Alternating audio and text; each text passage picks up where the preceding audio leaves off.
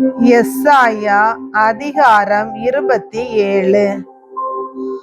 அந்நாளில் ஆண்டவர் தம் கொடிய பெரிய வலிமை மிகு வாளால் லிவியத்தான் என்னும் விரைந்தோடும் பாம்பை, லிவியத்தான் என்னும் நெளிந்தோடும் பாம்பை தண்டிப்பார்.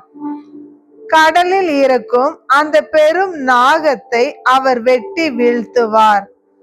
அந்நாளில் ஒரு கனிமிகு திராட்சை தோட்டம் இருக்கும், அதை பற்றி பாடுங்கள்.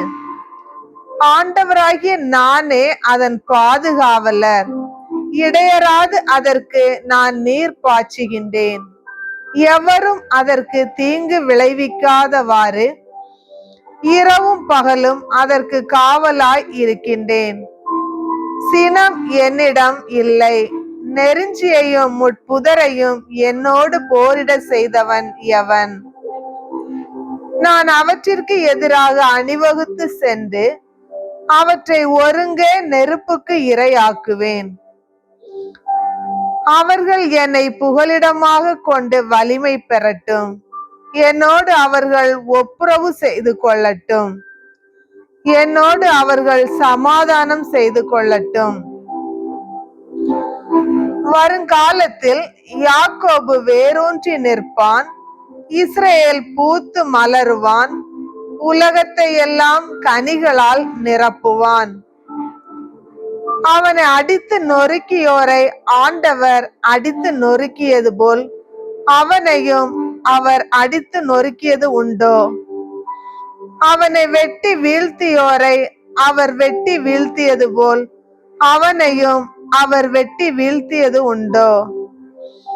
துரத்தி அடித்து வெளியேற்றியதன் மூலம் அவர் அவனோடு போராடினார். கீழை காற்றின் நாளில் சூறை காற்றால் அவனை தூக்கி எறிந்தார்.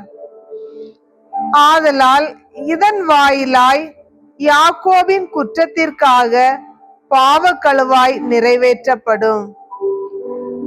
அவனது பாவம் அகற்றப்பட்டதன் முழு பயன் இதுவே.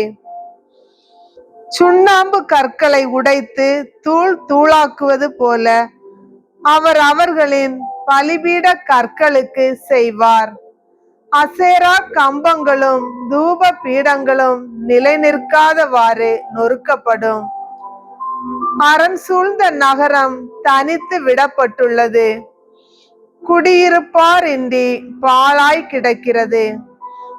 பாலை நிலம் போல் புறக்கணிக்கப்பட்டுள்ளது.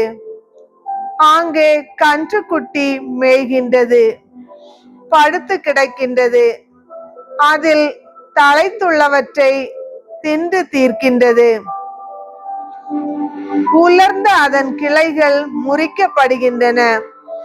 பெண்டிர் வந்து அவற்றை சுட்டெரிப்பர். ஏனெனில் உணர்வற்ற மக்களினம் அது. ஆதலால் அவர்களை படைத்தவர் அவர்கள் மீது இரக்கம் காட்டார். அவர்களை உருவாக்கியவர் அவர்களுக்கு ஆதரவு அருளார். அந்நாளில் ஆண்டவர் பேராற்றின் வாய்க்கால் முதல் எகிப்தின் பள்ளத்தாக்கு வரை புனையடிப்பார். இஸ்ரேல் மக்களே, நீங்கள் ஒருவர் பின் ஒருவராய் சேர்க்கப்படுவீர்கள். அந்நாளில் பெரியதோர் எக்காலம் முழங்கும். அப்பொழுது அசிரியா நாட்டில் சிதறுண்டோரும் எகிப்து நாட்டுக்கு துரத்தப்பட்டோரும் திரும்பி வருவர். எருசலேமின் திருமலையில் அவர்கள் ஆண்டவரை வழிபடுவார்கள்.